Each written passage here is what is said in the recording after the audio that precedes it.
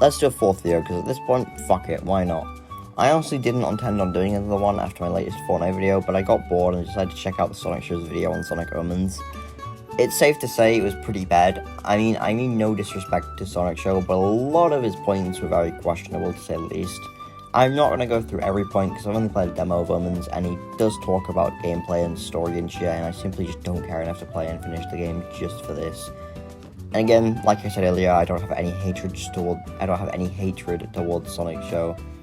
I'm going to be as respectful as I can. I just think this video could have been way better than it was in terms of what was said. I also just kind of want to run out shit, and this seems like a very good video for that. Before I start talking about his Omen defenses, I think I should talk about this, because this isn't in one section, it's in the entire video. He acts very rude and condescending. He even shits in other fan games just to defend Omens.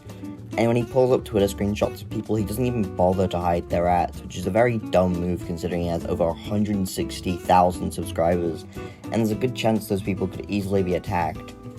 He also makes fun of the previous Shadow voice actor, who was fired for no reason at all, saying how the Omens team dodged a bullet. But they added a line below that says the girl that auditioned for Shadow was gonna voice Sonic too. This was likely in response to people actually defending the Shadow VA a bit online. Now, in my opinion, this is either 100% cap. That's cap! From either them or their friend. And trust me, I'm familiar with cap. I remember the it's okay to cry situation, okay? I didn't forget. Or if it's legit, it's a bullet dodged from the Omens team. Not only that, but he even mocks other YouTubers who did nothing wrong, they legit just had an opinion. One example of this being how he makes fun of a guy for putting Project Hero as his favourite fan game. I know I said I don't have anything against him, but god, as someone who doesn't watch his content, this isn't a good first impression, since he just comes off as a dick. He also makes this really weird joke about Maria's underwear situation. I don't know why he thought this was funny, since it just comes off as creepy, especially since she's literally 12 years old. And at least with the bad girl one, Maria is a boss and like bad here, so it makes some plausible deniability.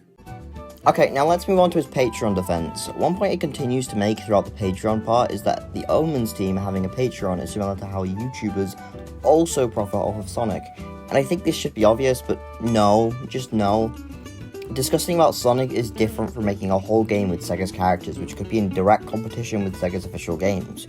You could argue he was joking or being sarcastic, but that's such an odd thing to joke about since no one has ever said that because it's wrong.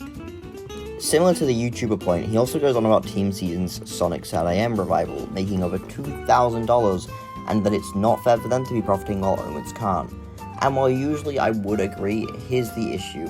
Sega is a primarily gaming company. They do not care about fan animations or fan-driving shows, because those shows and animations are not taking away from their games. Can argue that the Sad I Am revive is competing with Sonic Prime, but I'd counter you with this.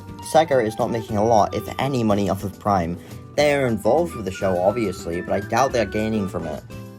He does bring up that Team Season posted a clip on their Patreon, but I really don't see an issue with that. It's not like that clip will never be released to the public, because it will. It's not an entire episode or a whole season, it's just a snippet for those supporting the project. It's not the same as locking the entire game behind a paywall, because that's just a small part of an entire season compared to literally the whole game. And again, they can get away with this because they're not in direct competition with Sega, so they don't care. And imagine for a second Omens was locked behind a paywall. There's a good chance that could take sales away from Sega, and clearly they wouldn't want that. Another point Sonic Show makes is that thinking this could ruin the chance of Sega allowing fan games is stupid, and while yes, I can absolutely see why you'd think that, I don't agree with it either. We are so lucky Sega does what Nintendo don't. If Sega sees that we're betraying their trust and profiting off the games, they could so easily stop supporting fan games. People don't want what happened with Nintendo to happen with Sega, and that's super understandable. They might not become as awful as Nintendo, but shutting down fan game support would still be a huge problem. Also, I think this is the final point, but he does also bring up that the Omens team gained a little less than $300, which sure, but the fact they profited at all from it is the issue. Also, they still gained over 200, which is quite a lot.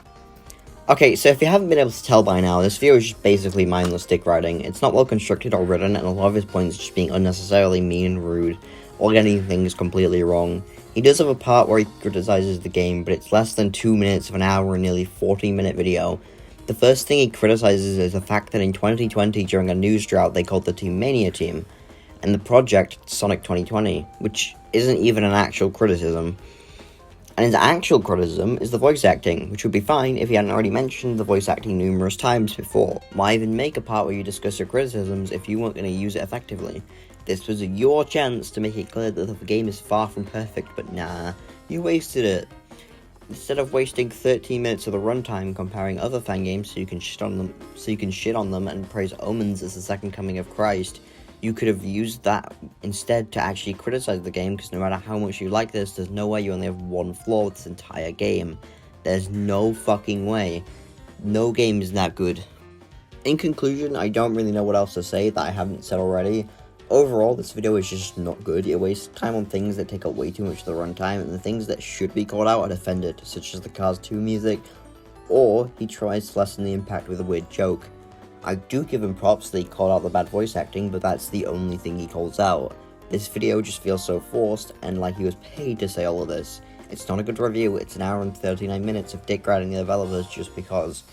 I'm not at all saying he's wrong for liking this game. It's okay to like it. If you really do enjoy it, don't let me get in the way, but please acknowledge the game has flaws and do your best to call them out.